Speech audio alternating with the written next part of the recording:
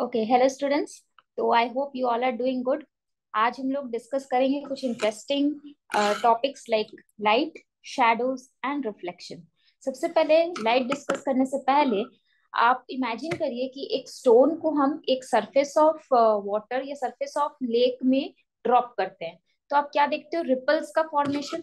जैसे कि आपने एक स्टोन जो है वो सरफेस ऑफ लेक पे या पॉन्ड पे ड्रॉप किया, you see that ripples are form, है ना? So what is this ripples? This ripples are basically disturbance. ये डिस्टर्बेंस जो है वो सरफेस ऑफ द लेक में प्रोपागेट करती है। This is basically a wave. उसी तरह से लाइट जो है it is a form of energy, ये आप सबको पता है। But it propagates, it travels in the form of a wave. So अगर हम एक बल्ब से निकलने वाली लाइट की बात करें, सो it will propagate in the form of a wave in all the directions. So this is what is light. अच्छा, तो अगर मान लो कि हम एक रूम में लाइट्स ऑफ कर दे, क्या हमें उस रूम में प्रेजेंट ऑब्जेक्ट्स दिखाई देंगी? नहीं। So when we switch on the lights, light उन ऑब्जेक्ट्स पर इंसिडेंट होती है, लाइट उन ऑब्जेक्ट पर गिरती है। एंड वो जब ऑब्जेक्ट उन लाइट्स को रिफ्लेक्ट करती है, हमारे आईज में एंटर करती है और हमारे सेंसेस ऑफ साइट को एक्टिवेट करती है। लाइट हमारे सेंसेस ऑफ साइट, हमारे ऐसे सेल्स है रेटिना में प्रेजेंट जो कि हमें देखने में हेल्प करती है। And then we are able to see the objects around us. Now sources of light. तो सोर्सेज ऑफ लाइट में sun, stars, they are what example of natural sources of light. And artificial या man made में कौन कौन से आएंगे? आपके bulb, torch, candle, these are all artificial sources of light. ठीक है। नाउ अब जब लाइट किसी भी सरफेस पे इंसिडेंट होती है या टकराती है, तो some part of the light will be absorbed by the surface, depending कि वो मीडियम कौन सा है, कितनी लाइट एब्सॉर्ब होगी।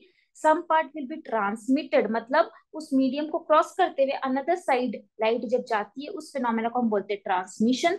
And some light will be bounced back from that surface, जब उस सरफेस से टकराएगी तो it will bounce back into the same medium. This phenomena is called reflection.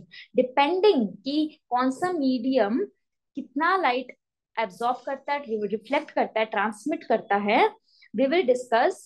There are different type of objects. So first अगर हम बात करें opaque objects की, तो opaque objects का एग्जांपल मैं ले लेती हूँ सबसे पहले। वुड, वुड हो गया, वॉल हो गया, ऐसे ऑब्जेक्ट्स जो मैक्सिमम लाइट को रिफ्लेक्ट करते हैं and some amount of light को एब्जॉर्ब करते हैं, बट नो ट्रांसमिशन। यहाँ नो ट्रांसमिशन, यहाँ लाइट को वो अपने अक्रॉस पास नहीं करने देते। Here there is no transmission. ठीक है। So they are opaque objects. Second, translucent. Translucent ऐसी ऑब्जेक्ट्स हैं जो some part of the light को एब्सॉर्ब करेंगे, सम को reflect and some part of the light को ट्रांसमिट, अपने सब अपने से क्रॉस करता हुआ दूसरी तरफ लाइट जा पाएगी। जैसे कि अगर आप ले लो एक ग्लास ऑफ वाटर जो कि बहुत क्लियर नहीं है, there are some dust particles present, तो उस केस में क्या होगा? It will act like a translucent object, some part of the light will be able to pass through it. Third is transparent. Transparent, एक clear glass slab ले लो, clear glass slab which will help maximum light to cross it, maximum light to transmit. Those objects are called transparent. Some part of the light will be absorbed and some part will be reflected. Maximum will be transmitted. Okay, तो ये हो गई categorising objects, depending वो light को कितने transmit करती है, absorb करती है एंड रिफ्लेक्ट करती है। Now next, what are the properties of light? सबसे पहले मैं बता चुकी हूँ light is a form of energy, right? Second, light will propagate in all directions. Third, light को किसी मीडियम की जरूरत नहीं होती ट्रैवल करने के लिए, लाइट वैक्यूम से भी ट्रैवल कर सकता है। That is why it is called a non mechanical wave. Okay, but अगर हम साउंड की बात करें तो sound is a mechanical wave. Why?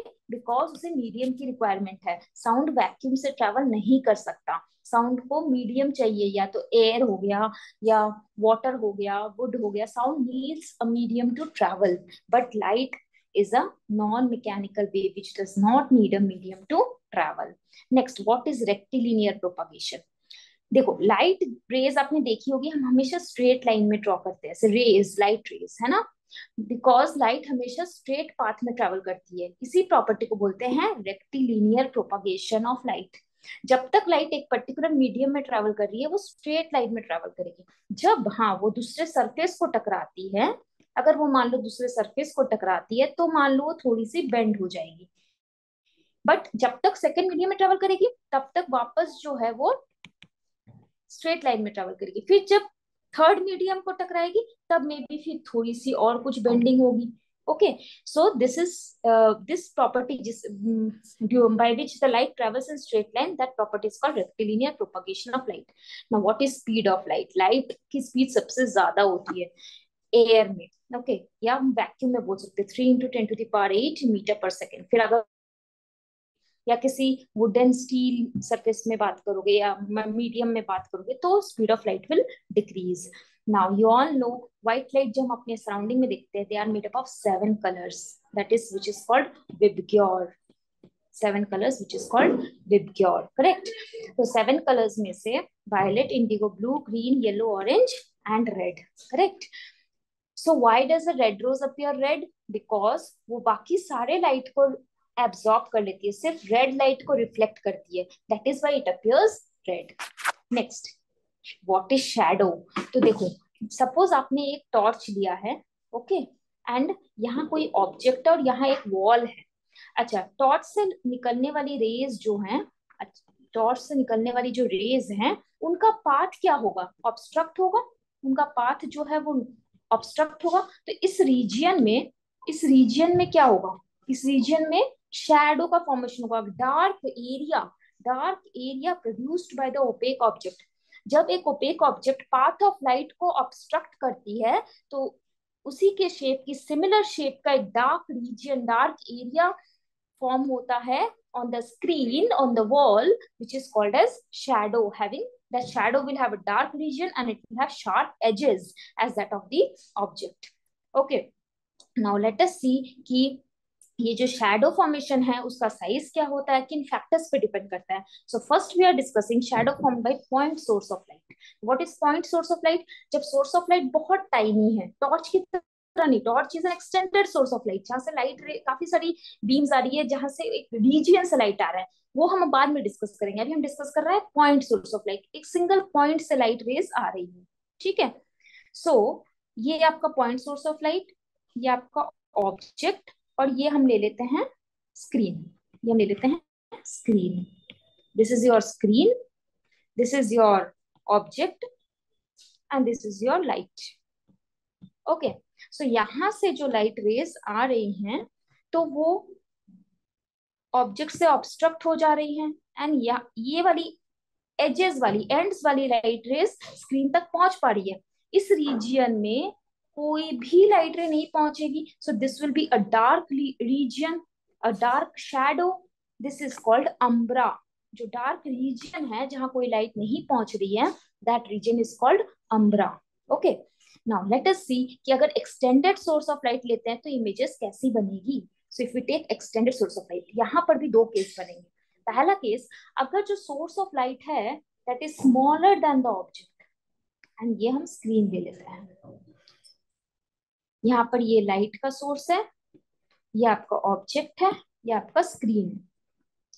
तो यहाँ पर हम 4 रेज का यूज करेंगे, लाइट सोर्स के टॉप मोस्ट पॉइंट से 2 rays and bottom most point से 2 रेज। ओके, सो एक रे ले लेते हैं जो इस तरह से स्क्रीन तक पहुंच रही है, ओके, और एक रे, तो ये हमने 2 रेज बना ली, और 2 रेज ड्रॉ कर लेते हैं, 1 रे दिस वन एंड 1 रे दिस वन। अब क्या होगा, जो ये वाला पार्ट है this will be completely dark, so this region is called umbra. Okay, and जो दूसरा वाला रीजन है जहां पार्शियल राइट, देखो कुछ रेज यहाँ पहुंच रही है, कुछ रेज यहाँ पहुंच रही है, so this is partial light is falling on that region, so that region is called penumbra. वहां कंप्लीट डार्कनेस नहीं होती, वहां थोड़ी लाइट पहुंच रही है, so that region is penumbra. Okay, and ये जो अम्ब्रा, देखो अम्ब्रा जो फॉर्मेशन हो रहा है, तो ये जो कोन, जो अम्ब्रा की जो कोन है that is diverging in nature, umbra की जो कोन है that is diverging in nature.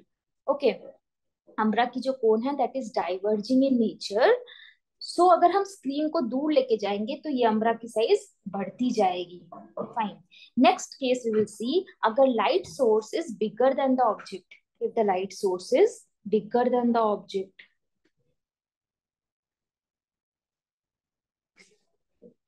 so this is your light, this is your object, and this is the screen. In this case again, first we will draw the umbra. यहाँ आप देख पा रहे हो कि अम्ब्रा जो है एक पॉइंट, बहुत छोटा सा पॉइंट या छोटा सा एरिया में अम्ब्रा का फॉर्मेशन हो रहा है। अगर आप स्क्रीन को और दूर लेते जाओगे तो umbra will diminish, umbra will get finished, umbra और एग्जिस्ट ही नहीं करेगा।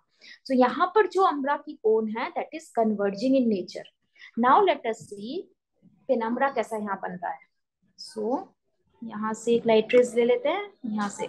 सो this is your penumbra, this is your penumbra.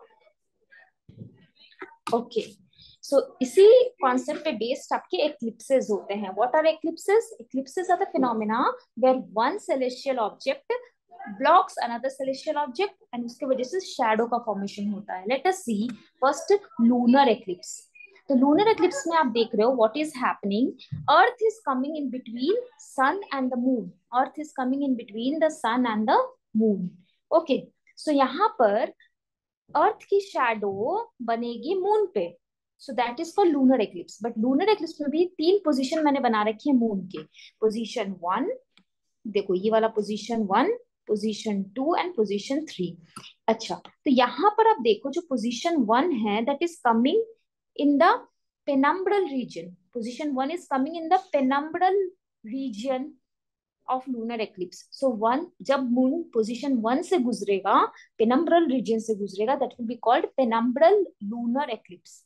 जब मून पोजीशन 2 से गुजरेगा, कंप्लीटली डार्क शैडो से गुजरेगा, that will be called complete lunar eclipse. Okay, and जब position 3 से गुजरेगा, पोजीशन 3 में देखो ऐसा हो रहा है कि उसका कुछ पोर्शन अम्ब्रा में है एंड कुछ पोर्शन पेनम्ब्रा में है।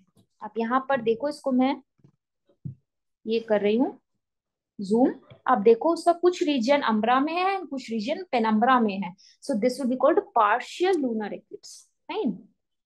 Okay, now what is solar eclipse? It is similar to lunar eclipse, बस यहाँ पे क्या होगा, in solar eclipse moon will come in between the sun and earth, moon will come in between the sun and earth and sun की shadow जो है वो बनेगी अर्थ पे। Moon will be obstructing the path of sun, moon will be obstructing the path of sun. Okay, completely या partially. Is your pin hole camera. Pin hole camera में देखो हमने ये जो पिन होल कैमरा ड्रॉ किया है, this is box made up of या तो वुड, कार्डबोर्ड या मेटल से भी बना हो सकता है। उसका जो एक सरफेस है वो वहां पे ग्राउंड ग्लास लगा होता है which acts like the screen.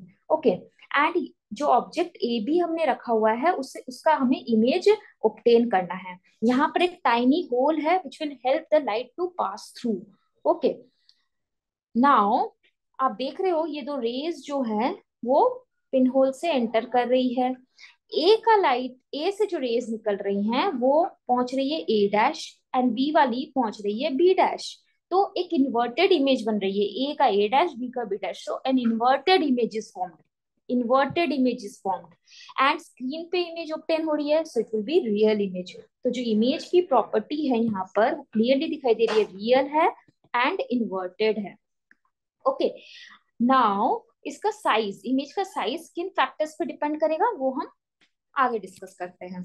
सो यहाँ आप देख रहे हो कि जो length of the pin hole camera है वो मैंने क्वाइट लार्ज ली है। तो जो length of the pin hole camera है, अगर वो आप बिगर लोगे तो देखो size of the image is bigger, और अगर आप शॉर्टर कर दोगे length of the pin hole camera, the image size will decrease.